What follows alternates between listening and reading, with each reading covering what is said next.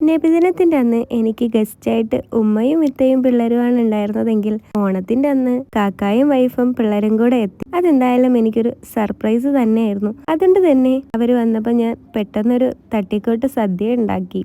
അച്ചാറ്, പച്ചടി, കിച്ചടി, അവിയല്, സാമ്പാർ, തോരൻ, പിന്നെ 2 തരം പായസം, പിന്നെ പരിപ്പ് കറി, പപ്പടം, ബോളി, ഇതൊക്കെയായിരുന്നു സ്പെഷ്യലായിട്ട് ഉണ്ടാക്കിയത്. കുക്കിംഗ് ഒക്കെ ഒറ്റയ്ക്ക് ആയതുകൊണ്ട് തന്നെ ചെറിയൊരു പാടുണ്ടായിരുന്നു. എന്നാലും അവരൊക്കെ കഴിച്ചു കഴിഞ്ഞിട്ട് കൊള്ളാന്ന് പറഞ്ഞപ്പം ഒരു സന്തോഷം തന്നെ തോന്നി.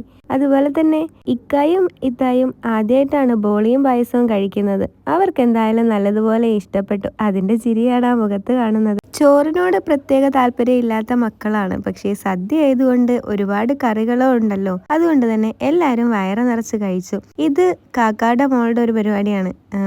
എന്താണ് സംഭവം എന്നുള്ളത് എനിക്കറിയില്ല. അതെൻ്റെ മോനെ പഠിപ്പിച്ചു കൊടുക്കുന്നതാണ്.